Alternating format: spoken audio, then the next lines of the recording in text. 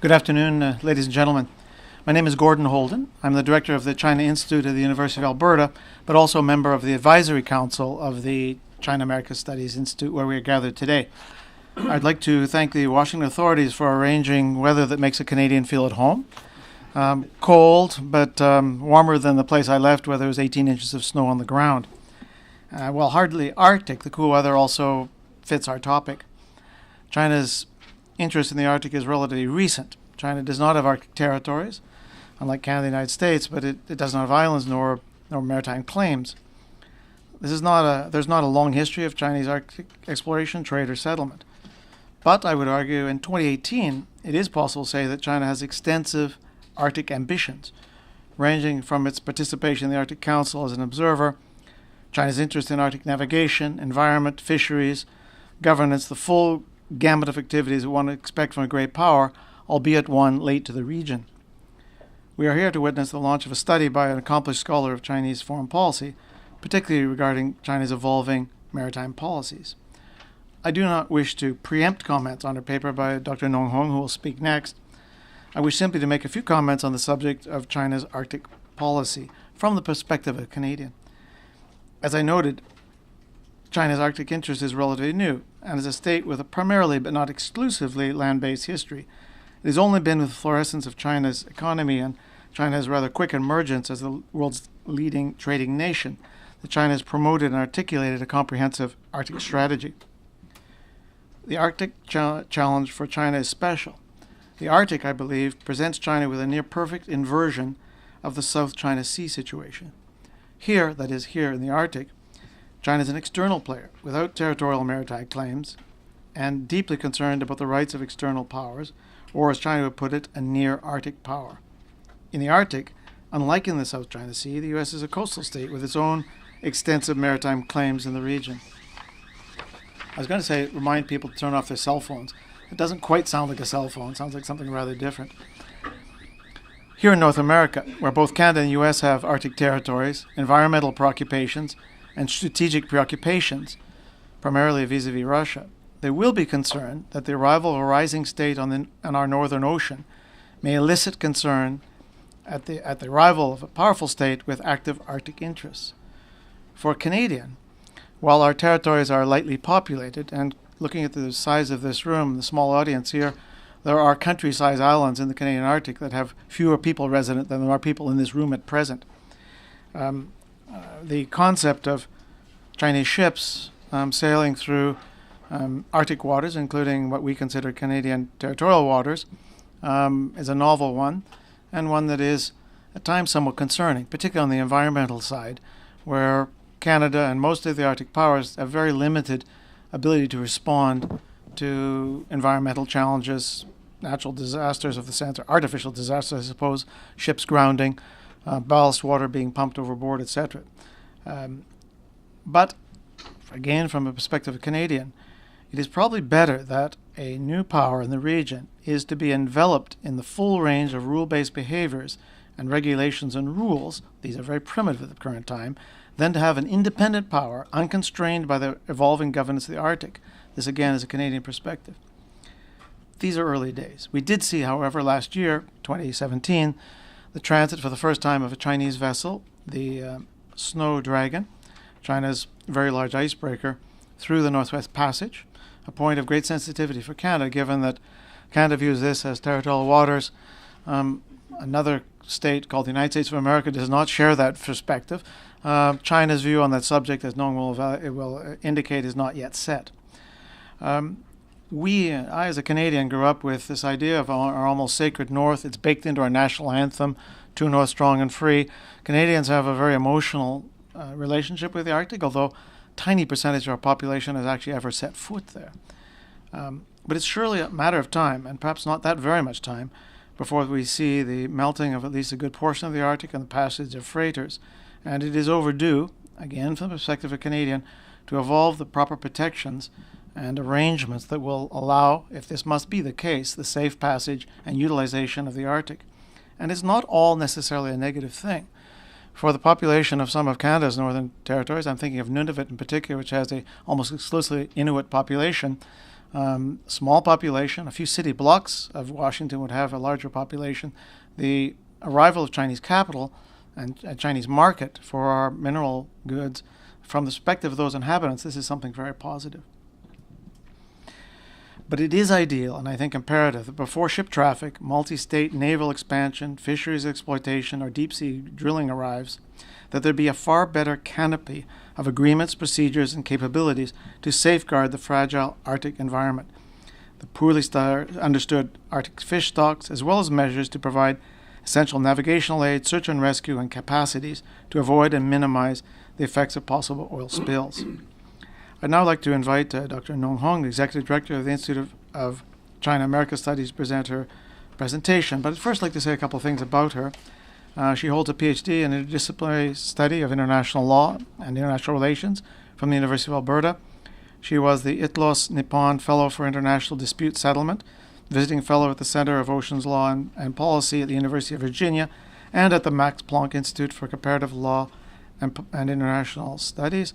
She is an expert on ocean governance in East Asia and the Arctic, law of the sea, international security, particularly non-traditional security, international dispute settlement, and conflict resolution. And we have a book jointly edited that will be coming out in April. I'm not here to promote that book. I'd also, though, like to at the same time welcome Sherri Goodman, Senior Fellow at the Wilson Center's Environmental Change and Security Program, Polar Initiative, who is credited with educating a generation of U.S. military and government officials about the nexus between climate change and national security, using her famous coinage, threat multiplier, which actually I did not recognize was yours, but well done.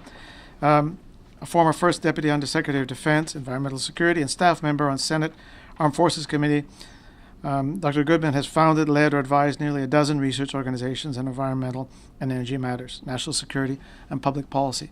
Perhaps I'll now invite Dr. Nong Hong to the platform. Thank you. Thank you, Gordon.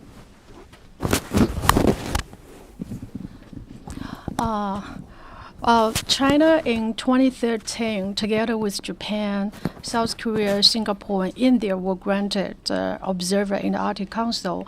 And Japan and South Korea has been very quick to announce official policy on the Arctic, while China has been waiting for 4 years.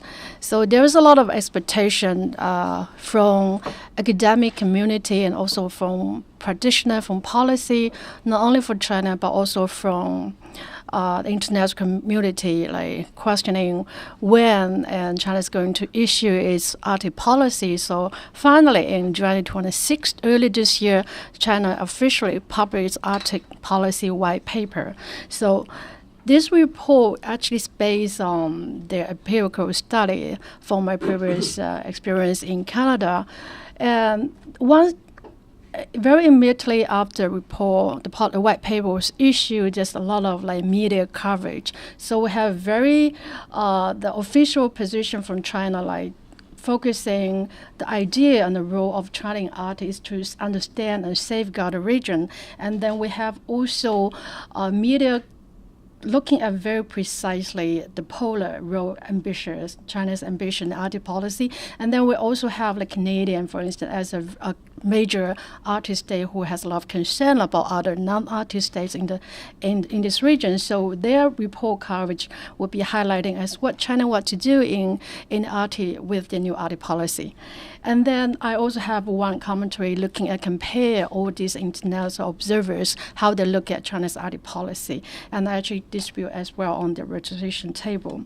So this report I would like to highlight is based on the empirical study in the framework of what the China's Arctic policy white paper has been covered. So this is what actually very simple that I try to highlight from the Arctic white paper. China's policy going to Arctic shaped in 4 keywords: to understand, to protect, to develop, and participate in the governance of the Arctic. So in order to achieve these goals, and there are 4 basic principles that has been analyzed in the following section in the report: to respect and cooperation, win-win result, and sustainability. So let me start from the Chinese efforts in participation in the Arctic Council. So one of the 4 key policy goal set in China's white paper is to participate in the governance of the Arctic. So in order to do that, in 2007, China has been adding as an ad hoc observer in the Arctic Council. So starting from 2008, China has been trying very hard to get a permanent observer in the Arctic Council, but it failed 3 times due to the resistance from countries like Canada and Russia. And so in 2013, finally, China, together with other countries who share very similar interests in China, they were granted the observer status. But in order to be granted this status, as the previous, I think the Norwegian foreign minister made a comment back in 2013, well, his comment is basically there's not such a thing called free lunch. So in order for those non-Arctic states to be accepted as an observer in the Arctic Council, you have to acknowledge the new criteria, which means that you have to acknowledge the preeminent role of Arctic littoral states in the Arctic governance, and you have to respect the sovereignty and sovereign right claimed by these Arctic littoral states. So China accepts this new criteria, and then from 2013, and I think every year has published observer review report showing that what activity has been participated in the Arctic Council governance, and all this report has been officially published in the Arctic Council website. So in addition to participating in the multilateral mechanisms, and China has also done a lot of efforts to promote bilateral diplomacy in the Arctic area. So 2 of examples, one is together with 5 Arctic states. In 2013, and there was a research institution called China Nordic Arctic Research Center was established in Shanghai. And then in addition to the cooperation on research, there's also other efforts that China has been putting to work together with Iceland, Greenland, Norway, Greenland, Denmark, and Canada, Sweden, and Finland. In addition to research, they also put a lot of effort like doing research on shipping, policy, and also other business issues. So on the other hand, we're working with Arctic member states, and China is also cooperating with other non-Arctic states like Japan and South Korea. For instance, there was the first senior delegates meeting held between South Korea, Japan, and China, share their views and share their interests in the Arctic. And then shipping is very important one. You can see from these 2 diagrams, from the left one is actually the Northern Sea route. So we see a lot of reduction of the traffic from 11,000 to reduce to 6,500 if you travel through this Northern Sea route. And the right one is Northwest Passage. And then also you see a lot of reduction in terms of travel through the Northwest Passage. And then we have the Transpolar Passage, which is like an unanswered question. Nobody knows that how many days and how practical that cross the polar transportation will be achieved in the future. So this diagram actually shows how important the maritime industry, maritime transportation industry are so important to Asia. You see Asia cover 60% of the total of world container port volume. And among Asia, those cities highlighted in yellow are all those 40 top container terminals. Those like Shanghai, Shenzhen, Ningbo, Hong Kong are very big one. So I'm not going to read through the data just to show how important maritime industry will be relevant to China if the Arctic shipping becomes achieved. And this showing the top 10 global international terminal operators. And this actually shows you the ownership of container carry world fleet. So those figures highlighted in China are all Chinese carrier worth owned by China. So certainly there's a lot of opportunity for China's maritime transport industry. For instance, if you trans through the Arctic, and you're going to avoid the increasing insurance for shipping through because of piracy. The insurance has been increased dramatically if you via the Gulf of Aden through the Suez Canal. And then because China is highly dependent on export and greatly increased shipbuilding capability, actually motivated to examine closely the prospect and greater exploitation of Northwest Passage and Northern Sea routes for the commercial possibility along this length. And it also motivates China to speed up with its development of ice technology.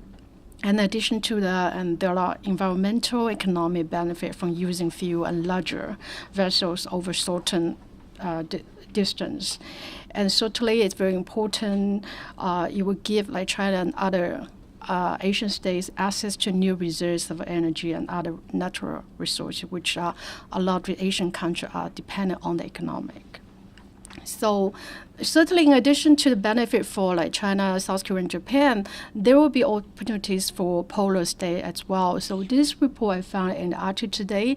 So actually the story is telling about how important if the Arctic will be open for shipping. So there also benefit countries like Norway and Finland. So my report also highlights a few challenges like economic challenges, safety challenges, and also environmental challenges. So I'm not going to go over all of this, but I do want to highlight the legal challenges through Arctic shipping. You can see that the Northwest Passage and the Northeastern Passage, one owned by Canada, the other owned by Russia, and they are positioned on the legal status of these two passages to consider as internal water, which means that even non-innocent passage would not be allowed. So, but United States and also European Union, I think they believe that these two passages will be used for international shipping. So the legal regime in navigation is very different. So, for instance, in the Canadian case, you need to get prior notification and prior permission for Canada in order to sail through the Northwest Passage.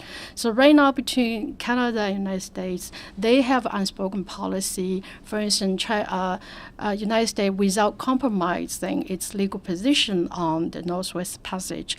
And every time when they're sending icebreaker through this area, especially Navy vessel, they need permission from Canada. So it's kind of like a special arrangement between United States and Canada. But I don't know in the future when Arctic shipping become more and more prospective, and we might actually come to a point that those countries, like including China, South Korea, and Japan, might be asked to clarify what is your legal state, how to view these two routes. So there's something, the legal challenge that we have to face in the future. And in addition to shipping, my report also covered important resource developments. So let me start with this one, because in the Arctic, we're talking about fishery, we're talking about mining, we're talking about energy exploitation. But there's one principle we have to emphasize, because the 2008 Elusa Declaration actually defined that the Law of Sea Convention in 1982 has to be the one that governing the Arctic Council, Arctic governance. So we have to look at the diagram in the middle. So all these 5 littoral Arctic states like Canada, Russia, United States, Denmark, and Norway, they have the territorial sea, they have exclusive economic zone and continental shelf. So you see the continental shelf can actually extend up to 350 nautical miles. And then beyond the 350 nautical miles, then we comes to an area in the Law of Sea, we call it the area, which means that all these countries, they can participate in the resource development under the authority of International Seabed Authority. And then right now what happened in the Arctic, Russia has submitted its application to the Commission on the Limit of Continental Shelf, which is a body, and they can actually help compose of not legal experts, compose mostly scientific experts. They look at the data that you provided, and they help you define the outer limits of your continental shelf. So what happened right now is Russia has been already submitted, Denmark, and also Norway. Canada has submitted, but only to the Northern Atlantic, has not started its work or survey in the Arctic portion. United States, because it has not ratified Law of Sea Convention, we don't know whether they have a venue to do the same thing with as other countries. So it's a very interesting question right now. For instance, for countries like China and South Korea, when you want to invest or you want to participate in a resource development, you don't know where are the area for the you don't know where that area that you can participate. So we don't have the boundary yet. So before the CLCS come up with a recommendation, nobody knows where's the line for the national jurisdiction. So for non-arty state to be involved in resource development, and you have to go with all these littoral states through bilateral cooperation or joint venture in order to be involved in the energy exploitation. So let me jump over this one. And so that is why, as I mentioned, we are not in the period that we can actually participate in the International Seabed Authority governance. We have to go through cooperation with these countries like Russia, Canada, Iceland, Denmark, Sweden, and Norway. So my report actually looked at how those countries, what are their attitude towards participation from China, from Japan, and what kind of activity has been conducted through all this bilateral cooperation. I'm not going to go over all of them for the detail because I want to leave some time for our panel discussion. So let me start with Canada. Gordon's here, and he can actually challenge me if my observation is too radical or literally unfair. So the attitude of Canada towards China's participation in energy development, it's somehow more concerned or more skeptical compared with other countries. And we see a lot of coverage from Canadian media and from academia. They are very skeptical about China's intention. So I picked Canada as one particular example because I spent years studying and living in Canada. And I know that perception actually also vary among Canadian scholars. So on the West, in Calgary University, they call it Calgary School, which represented by two scholars. One's David Wright, he's a historian, and the other is like Robert Hubert. And they suggest that the Canadians should be more aware or concerned of East Asian states, particularly China, as revisionist actors with interests counter those of Canada. But there's also another school of thought represented by Laval University, I believe in Montreal, in Quebec. I think they are on the contrary. They suggest that Canada's national interests in the Arctic are generally compatible with those of East Asian countries. So they see more opportunities for cooperation and mutual benefits. So there is like a combination of different voices in Canada. So Russia's attitude is like a combination of they are very active in bilateral cooperation with China, and they are supported. Sometimes they also kind of ambiguous, especially when we look at from 2008 to 2013, Russia has been very harsh on like denying other non-Arctic countries participation in the Arctic Council. So it's like a combination of supported and ambiguous. But lately, I think Xi Jinping and also Putin, they have talked about a lot on improving like cooperation in terms of shipping and energy development. So we see a lot the attitude are evolving actually. Norway, I think their attitude is more welcoming Chinese participation. I could be wrong because my colleague was originally from Norway. I could be wrong. And then Iceland, I think Iceland are more welcoming Chinese money and investment in the region due to its crisis, I believe in 2008. So there are a lot of activity ongoing there, but also we see also some very negative examples as well, denying, I think 2 businessmen they denied the rights to buying the real estate there. So it's also a very combination. So Chinese intents are always being questioned there. And Denmark is, I think, it's more welcoming, but the issue between Denmark and Greenland is Greenland want to be more independent. So China is in a very awkward position to be engaging, like working with Greenland or working with Denmark. And certainly, my report also covered there, in addition to economic challenges and technological challenges, which I highlighted in the report. And there is a political challenge, which, for instance, there's unclear boundary in this region, and there are always competing interests among those non-Arctic states like Japan and China. Maybe they're competing for one particular project in one particular Arctic country, so there are always legal and political challenges. So I think what's the highlighted point I want to share with you is China indicated very clearly in the white paper, in its Arctic policy white paper. So no matter the future engagement in terms of China's participation in energy development. And China respects the sovereign right of the Arctic states over the oil, gas, and mineral resource in the area, subject to jurisdiction in accordance with international law, and respect the interests and concerns for residents in this region. So actually the report highlight a lot of other issues like fishery, highlight the importance of respecting indigenous people's research. So I think lots of time the media coverage only cover Chinese strategic interests in the Arctic, while ignoring other interests which has been shared or explained very well in the Arctic report. Especially about how China care about the climate change and care about the environment protection as well. So there is always potential economic return, which would drive incentives to settle outstanding disputes. So there are also very established, very good example in terms of joint management resource. For instance, the example between Norway and Iceland, and the example between Russia and Norway. So there are always more opportunity for cooperation than conflict. So China's role in the research, in the resources, first of all, I think our resources require enormous foreign investment to develop. I think China make it very clear in the white paper as well. It actually encourages industries and entrepreneurs to invest in shipping and also in technology in the West Arctic states. And China's strategy of so-called scientific diplomacy and its participation in the Arctic institution and resource diplomacy has proved fairly successful so far. So acquiring various technology essential to exploiting new economic opportunity in the Arctic is also very crucial.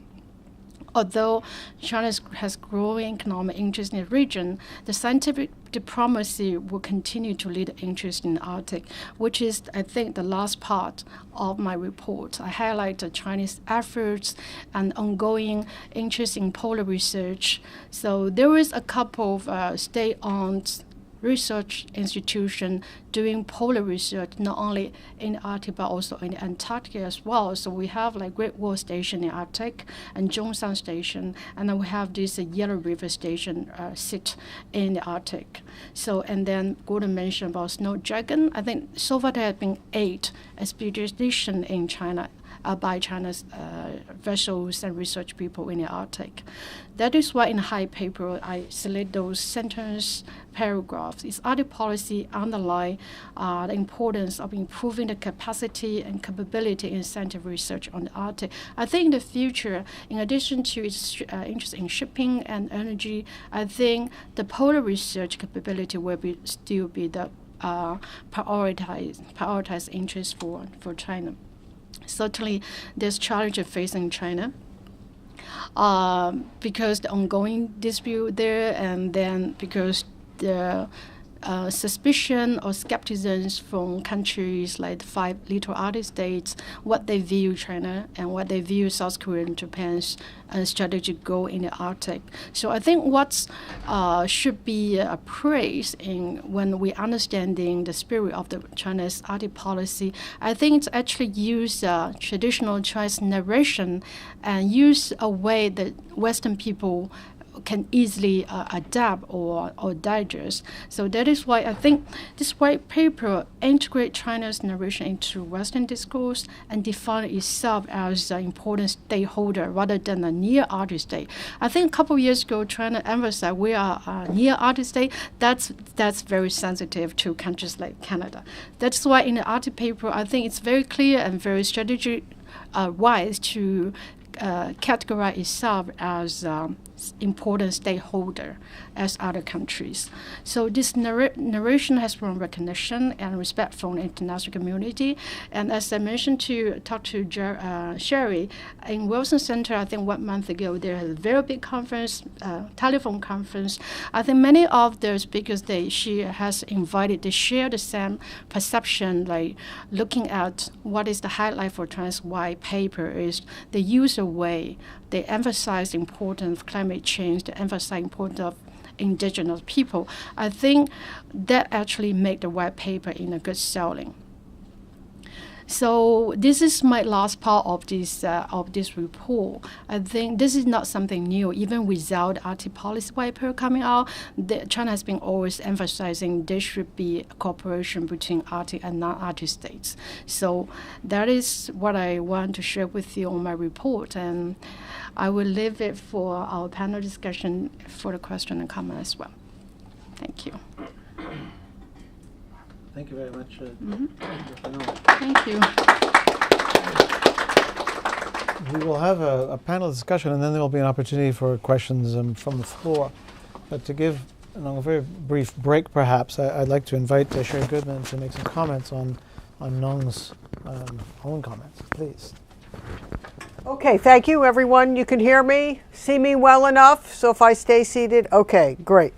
Well, thank you. Thank you very much, Gordon. And Nong, thank you. You've written a very nice paper. I mean, you clearly are a very talented scholar, and you have your mentor advisor here, so good on you. And this is I think this paper is important, and it's important for scholars of the region to really understand the Chinese view of the Arctic, and your paper definitely helps us do that. So I commend you for that work.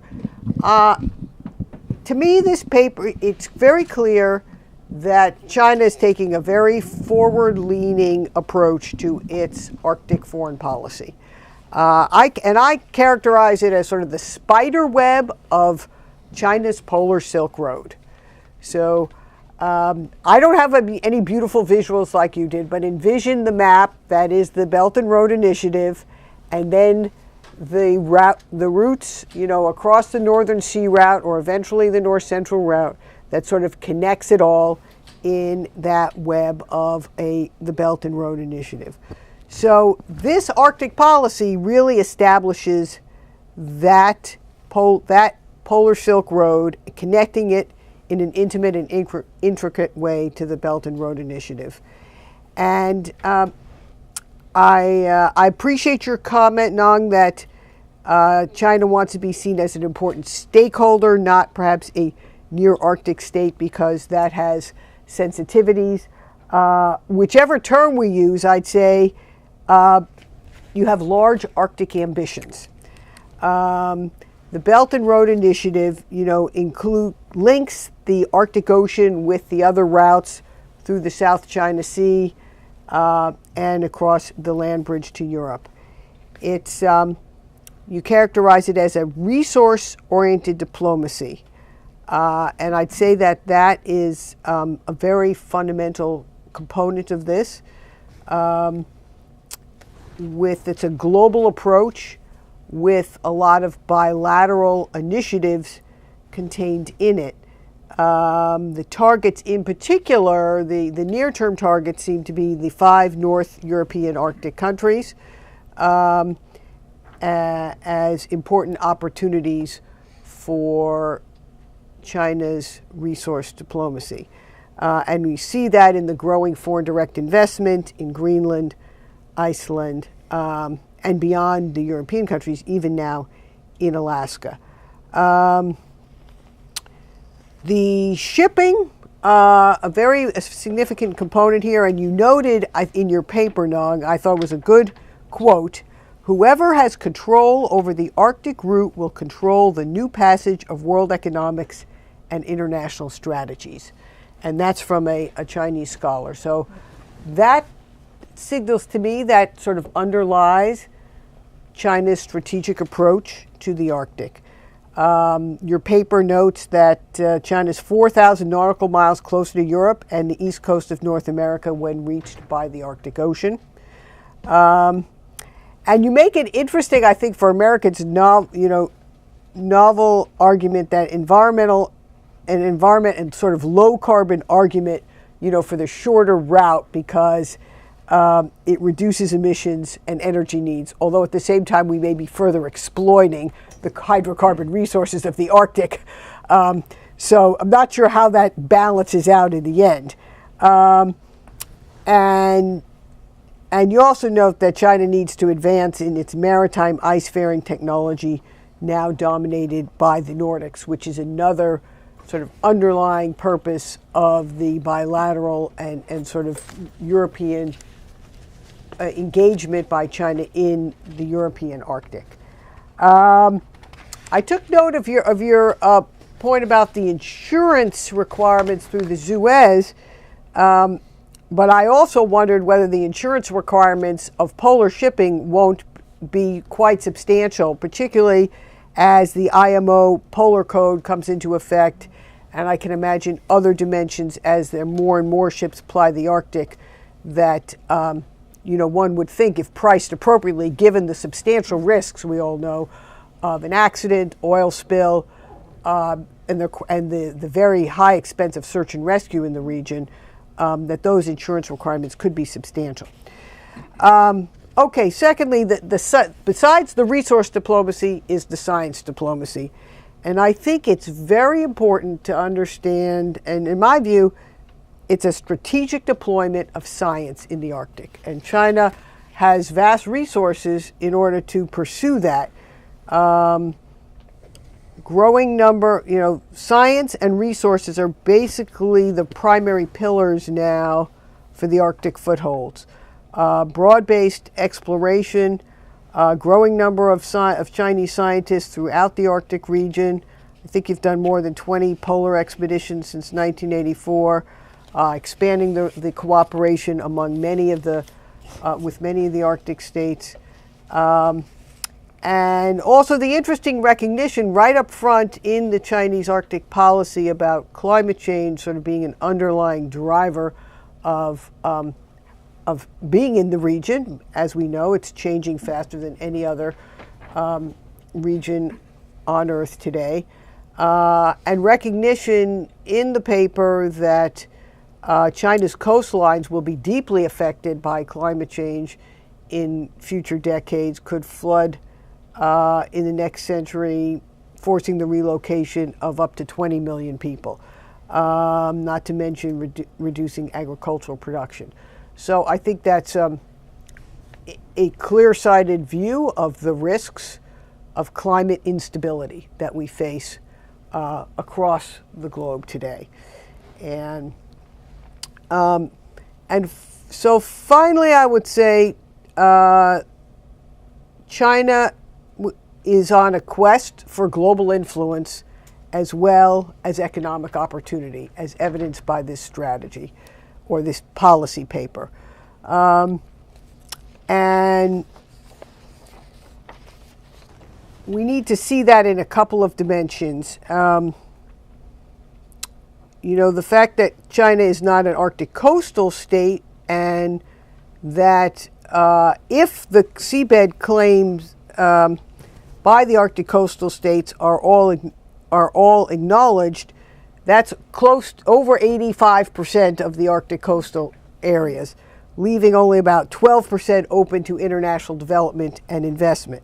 So it's clearly in China's strategic interest to develop bilateral agreements with the Arctic nations in order to have access to those resources. We see that, of course, with Russia, with the longest Arctic coastline, the Yamal development, and many others. So you've got that development. You've got the Sinopec investments with Icelandic Orca Energy and geothermal, a number of investments in Canada, and now even sort of a new dimension of the resource and science diplomacy at the subnational level in Alaska.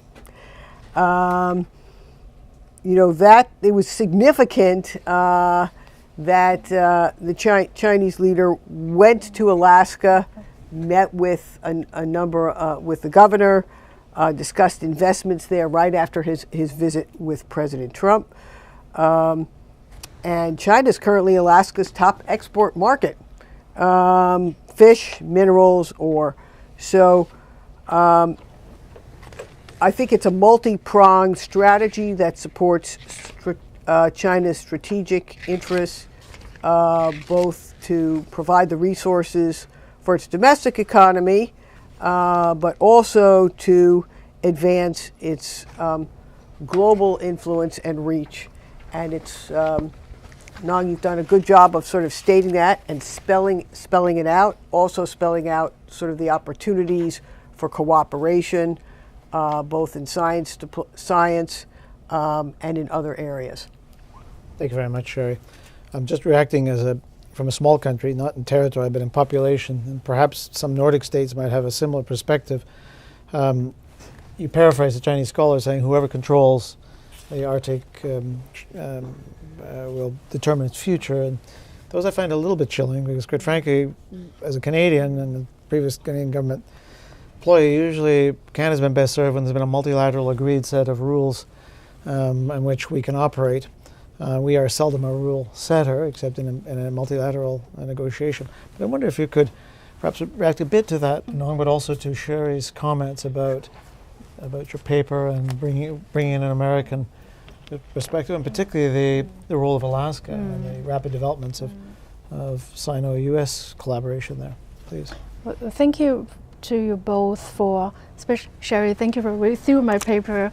And then I appreciate your comments in a couple points. And I think I will echo with you when we're talking about the shipping in the Arctic. It seems to us that the non-Arctic states are more enthusiastic and they are more optimistic than the Arctic states. For instance, like when we're talking to our Canadian counterparts about the future shipping through the Arctic, we talk about, well, because the shortened distance, the insurance would be, much reduced than sharing through the Gulf Aden and the Straits, and you particularly make this point. And then our Canadian friends always say, well, you see only the interest and you see the advantages, but you don't see the burden would be given to the local littoral states. For instance, Canada, if I remember Arthur Chico, he mentioned during our discussion, he's actually said that, well, when you sail through the Arctic, you sail through, for instance, the Northwest Passage, and you have to also count on the responsibility of littoral state in terms of search and rescue, in terms of all these petition measures that will be given in the incident of, like, for instance, incident on shipping or transportation.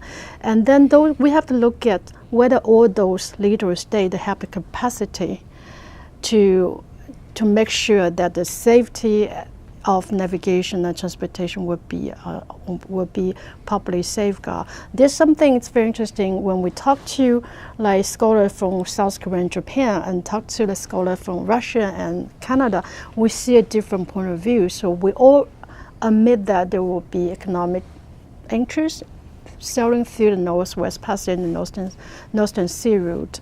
So in addition to maybe like Canada and Russia, they have their own concern, but they also look at the issues as important littoral states who want to provide necessary certain rescue measures. So that's why they are not optimistic as many of the non-Arctic states actors in this region, and that's what I want to say.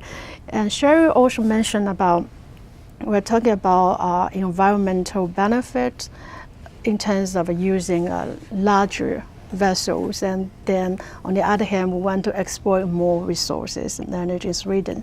So I think my paper actually, after expression of interest, I do have some paragraph mentioning we have to do like cost and benefit analysis.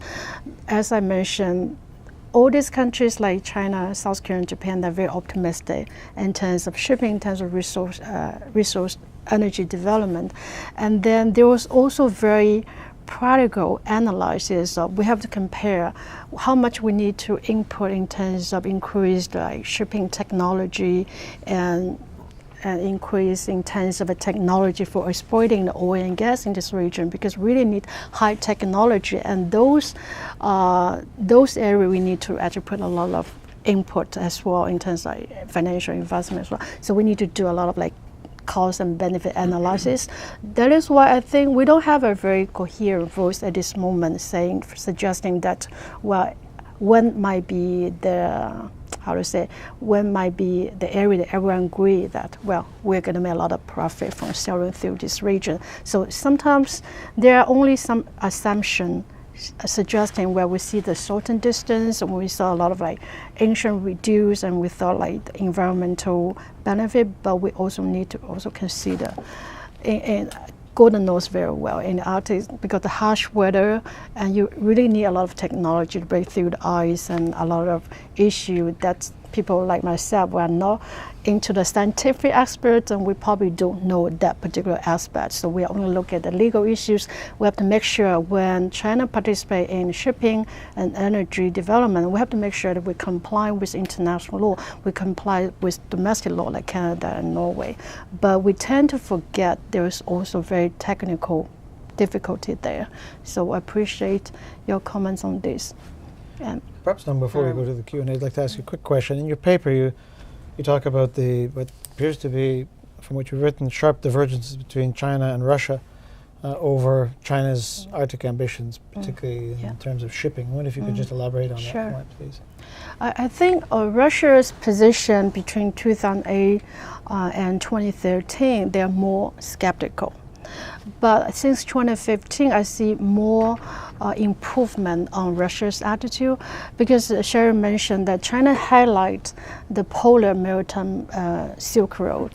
So it's something that China want to sell in this white paper, but it's not the first time. Not the first time that China brought up this initiative, polar maritime Silk Road. I think the first time this concept actually was announced between China and Russia and their prime minister meeting, the 20th prime minister meeting, and they actually mentioned that Russia and China should work together to increase the shipping through the Arctic. That's why the concept maritime, polar maritime Silk Road was raised.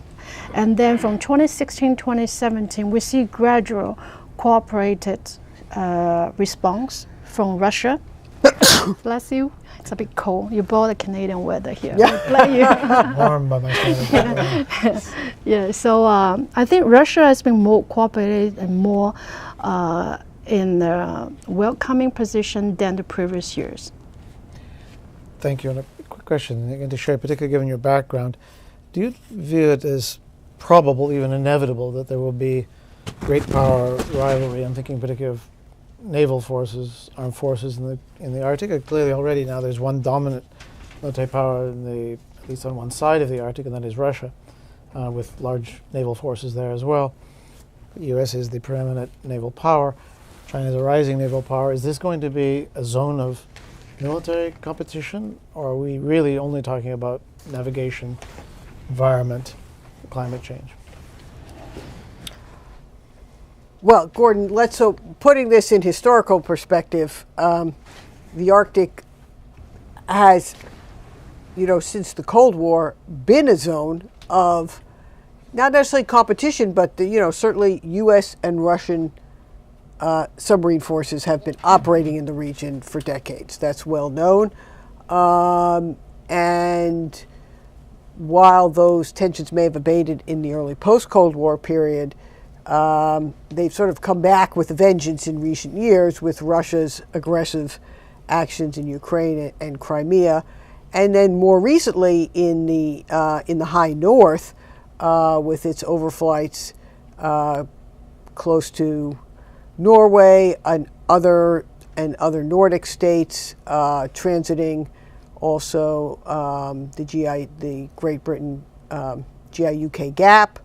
Sort of the North Atlantic area, which is the access down into the Atlantic and the Mediterranean, causing concern, and among the trends that has led NATO to reinvigorate its European posture, including in the North Atlantic region. And at the same time, Russia has been building up its Arctic military capability with a new Arctic Command, reestablishing its bases at the Kola Peninsula, in the Murmansk region, some of which had atrophied during and at the end of the Cold War. I actually ran a program when I was in the Defense Department with Russia and Norway called the Arctic Military Environmental Cooperation Program, which in part was science and environmental diplomacy, but in substance was about helping the Russians remove liquid waste streams from decommissioned and sinking submarines in the Murmansk region that Norway in particular perceived as a potential threat to the prized fishing grounds. So I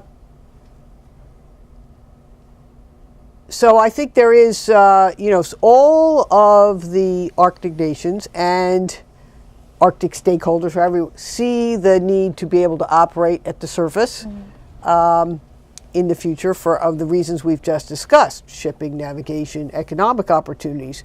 With that additional access comes additional risks. Obviously, in the first instance, for an incident, oil spill, search and rescue. But those could lead to some miscalculation, potentially escalation. One hopes that doesn't occur. But there are very few, the U.S. in particular doesn't have a lot of force posture up there now. And so one hopes, I think the watchword is at first cooperation, but one has to be prepared for surprises, particularly because the region is changing so rapidly. And I want to comment on Nong's comment about the different views about operating in the Arctic, whether you're, the Japanese view is maybe easier, and the view from, as you said, the Canadians. I'll share a story from a Canadian Coast Guard officer who spent a lot of time operating the Arctic, and his view was what he fears most, because he knows how difficult it is to conduct a search and rescue operation there, was not the Crystal Serenity cruise ship that's going to sail with thousands of passengers, not maybe the Chinese plan that's been planned for many months, vessel that's transiting through, but the increasing number of tourist explorers who decide after sitting in some bar in London that this is going to be a great expedition, and they come up there and they're just totally unprepared, and they have to go out then on their helicopter and other resources and put their lives at risk in order. So there is, I think, that view from the front lines that's very real by all of those who've ever had to conduct a search and rescue mission under those harsh conditions. Thank you very much, Sherri. I think I owe both of you a comment on Alaska. Sure, please. Yeah, I think what the United States compared with the other 4 littoral states and also another 3 polar states, I think U.S. effort in the Arctic has been very low profile, except for when served as a chairmanship of the Arctic Council before Finland and emphasized environmental protection. Except for that, I think when I read the literature, I see low importance or emphasis from the U.S. government in the Arctic issues compared with other countries. So Alaska, I think you mentioned is from the sub-national level. I think it's one example showing the United States, they might tend to look at the issues from a more, regarding more important for the U.S. maritime strategy. So I think that's one example. Well, it's right that China has actually looked at Alaska potential in terms of oil and natural resources, and so China is trying to explore opportunities to cooperate with the state government in terms of the state level. So I believe that. I think I read a report written by one of the members for International Security Advisory Board, and I think one of the scholars from this board actually criticized that the United States has not given much attention to the Arctic issues, encouraging the government to buy more icebreaker and develop more in its naval coast capacity in terms of patrolling in the Arctic. So I see it could, the United States in the future might increase its, expanding its policy in the Arctic governance. in addition to the subnational level. That's my assumption, because especially when China actually, through this official public policy white paper, and the United States aware of the fact that China is actually, having a lot of interest at it. So we have this general U.S.-China framework, the U.S. treating China as a competitor. So with China's more interest in Arctic, I think the United States is going to change its from low profile to high profile in terms of participation in Arctic affairs. That's my observation. I think we'll go to Q&A. Just one tiny Canadian comment here. For Canada, it's a high priority. There's a lot of talk, but I'm a former government official. There's not a lot of money or action. Russia has 9 nuclear-powered icebreakers. We have a fleet of about a dozen icebreakers, only 2 of which are heavy, that is, capable of operating in the high Arctic. One was launched in 1968, one was launched in 1983. For most of the people in this room, were not born when the first one was launched. Most of the sailors there, their parents may not have been born when that was so Canada has got, unfortunately, a record for an alleged national priority, and it's a bipartisan priority. Canada has not done what it needs to do, in my view. As far as I'll go is criticizing my own country. Q&As in the audience. I would ask if you could please identify yourself and the organization with which you're associated. Please. Madame. Hi, I'm Emma Locatelli with the U.S. State Department China Desk. This was a really wonderful discussion, and I thank you both for being here, and I look forward to reading your report in its entirety. I wanted to touch a little bit on the term that you've used here and that's present in the policy, and that's governance, Arctic governance. The Arctic Council is not a government.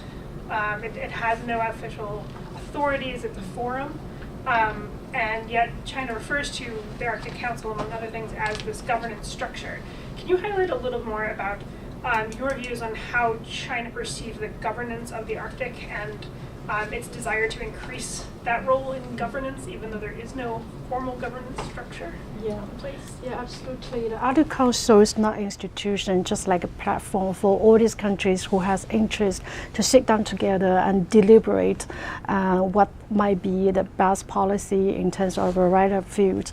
So in terms of Arctic governance, Chinese thinking is that when Arctic Council it's one of the venues that actually China can increase its voice. So they want their voice to be heard in the Arctic Council, not only to the literal state and also to all these like the 6 permanent organization of the Arctic, and also we want to share our views. So before China was granted the observer status, so you are invited to the council meeting, but you are not allowed to make any suggestion. But right now, with the status of like permanent, we don't even call it permanent observer. It's like regular observer. You are not allowed to make a decision, but you are allowed to share your views. So I think China's interest in joining the Arctic Council, it's one value, because through the General Arctic Council, there are a lot of like working group on science on a lot of issues, and there are also like experts group, and there was also many institutional meetings, multilateral meetings. So by being accepted to the Arctic Council, China can actually participate in all those levels of discussion, and actually they want to be notified of the development in the Arctic, and they also want their policy and their priority or their strategy to be heard through the Arctic Council. So Arctic governance, we talk about law, management policy, so there should be different venues. At least you should be able to be sitting on the board. Does it make sense? Yeah, just as a really quick follow-up, you don't see this policy as an indication that they want to establish some new form of governance structure. They just want to be able to be a little more involved in the existing council. Yeah, exactly. Yeah. Do you want to add anything about Arctic Council? Well, I'll just say, when you think about what are the governance structures, the legal structures in the Arctic Council is the preeminent one. It doesn't have a security mandate, but it is the organization with which the 8 Arctic nations and now a larger set of observers, including indigenous representatives, use as a way to deliberate on virtually all Arctic matters of common interest, except for security matters. The other obviously important legal regime is the law of the sea and the IMO Polar Code. I'd cite those as yeah. I mean, I think that one of the interesting questions, that's talked about within kind of U.S.-China relations is, the extent to which China is integrating into the rules-based international order, as American, as many talk about it, or wants to rewrite some of the rules as it becomes, China's no longer a rising power. It is already, it's just like the Arctic is really no longer an emerging region. It has emerged. Right. So my own take is that if things were to be rewritten, China would have preferred that all members be equal and that not be a category of observer. I'm pretty confident about that. On the other hand, seeing that and I can even understand that, putting myself in China's position, why they'd want a position of equality. That's not doable. So the status quo is preferable. We had a great argument in Canada within our government, should we China be an observer or not? And the view that prevailed, I think the correct one was, far better to have China integrated into the system than operating outside of it. Further questions, please, from the audience. Oh my goodness. 1, 2, and then 3. So first, and then in that order, please. So Will Satron, I work here at the Institute for China-America Studies. So a really good discussion has been had on essentially the rights of innocent passage, right? Like the economic utility of the shipping routes in the Arctic and the potential economic utility. But I wonder a little bit about the military utility, not necessarily the Arctic itself as a potential battleground or for resources or whatever, but of having the ability to project force in theaters where it's difficult to now. So for instance, if the United States wanted to move some of its assets to the South China Sea, not having to go through the Pacific Ocean, but moving it from the Atlantic Ocean through the Arctic Passage. So is that something that people are thinking about now? Like, I mean, with Canada and the United States being allies, getting access from Canada would be easy, but for other states, is that something that would be desirable? And I guess this would be more your portfolio, Sherri. For sure. Sorry. I mean, if you look at the map, if you're talking about surface vessels, I don't see that, at least in the near term, being the most navigable of routes. I'm talking like 20, 30, 40 years down the line.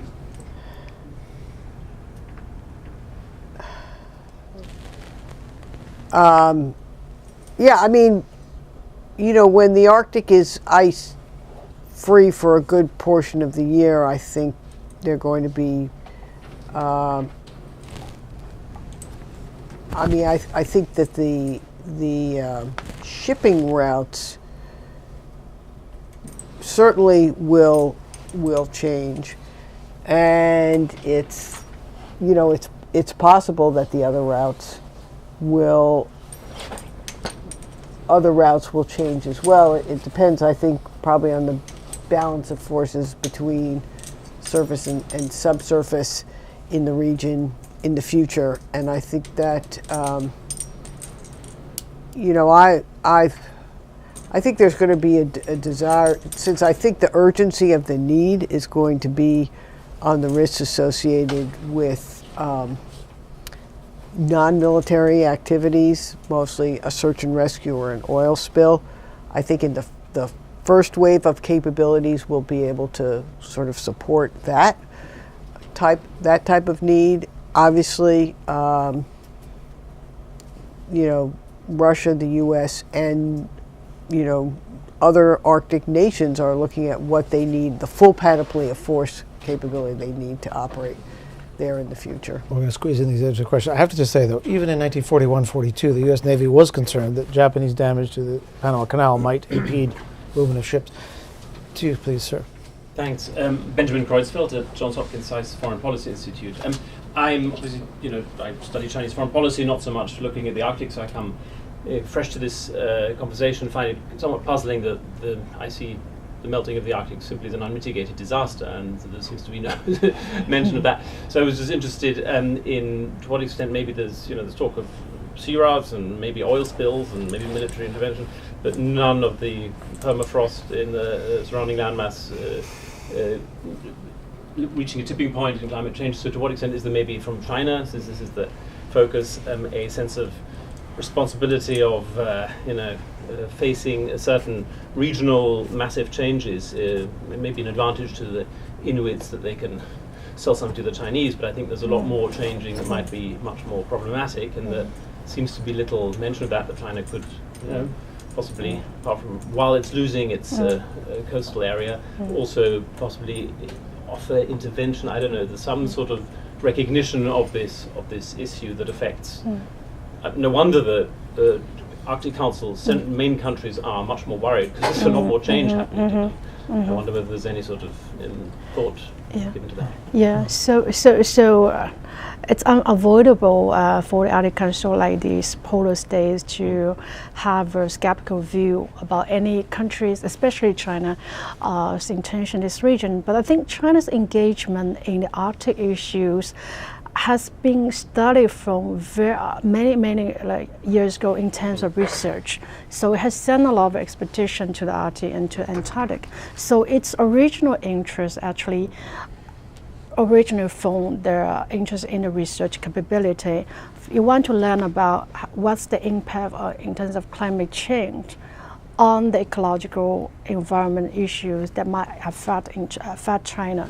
And then because I'm not a scientist and I'm not in a very good position to explain why China think that climate change is going to affect China per se. So people might wonder as well. But if you look at, for instance, the research outcome for the Shanghai Polar Institute and also the Antarctica and Arctic Research Institution located in the China State Ocean Administration, look at their report and every time when they come back for expedition, they have a very detailed report suggesting what is the linkage between climate change and ecological impact on China and other member states as well. So that's a very scientific part that I'm not able to adjust precisely. Please. So thank you. My name is Bob Rich, and I'm with the Arctic Research Consortium of the U.S. And I was interested in picking up a bit on the role of Alaska in China's Arctic ambitions. You mentioned a lot of other countries in the Arctic, but not Alaska. And I'm wondering if you could say a little bit more about that, particularly the two things that I've heard a lot about. Chinese investment in the Alaskan Arctic. Is this something that you think can happen? What are the barriers to that? And in particular, is the U.S. government going to intervene to make that not happen? And the second is with respect to the, and it's related, is the Alaska LNG pipeline, the idea that China might be a major investor or the major investor in bringing this untapped resource to markets. What do you think about those things? Yeah, whether the cooperation between China and Alaska to be impact, I think, I don't know about the system in the United States and how much say that the federal government might intervene in decision making for the state government. I think for China's point of view, it has been very clear China wants to do something together with Alaska in terms of energy cooperation. That is why Xi Jinping, when he visits the state visit to the United States, and then started from Alaska, we see how important in Chinese views that they want to actually step forward to cooperate with the Alaska government. So it's like when Trump visited China in last November, he signed a lot of deals with Chinese government. So the reaction from China and from the US is very different. So China is very optimistic about the future China-US relations, given the fact that a lot of deals have been signed. But you look at reaction from the United States, people were thinking, well, those deals are not really deals. They might be some figures. My colleague Sabra, who's looking very closely on the trade relation between China and US, and he can actually tell about what's the incentive driving this kind of perception or skepticism from the U.S. government. So my understanding or my assumption about the future cooperation between China and Alaska, it depending on U.S. view, how they view the U.S., how they view the Chinese, whether they continue to see China as a competitor, then probably it won't go further. If let's welcome Chinese participation in terms of economic cooperation, then probably we'll see a bright future for Alaska cooperation with China. Thank you very much. If there's not a burning question, I think perhaps we'll draw a line there. I know people have busy schedules. If someone's particularly interested, of course they can have a chat with either Nong or Sherri. But please join me in thanking both of them for their participation today.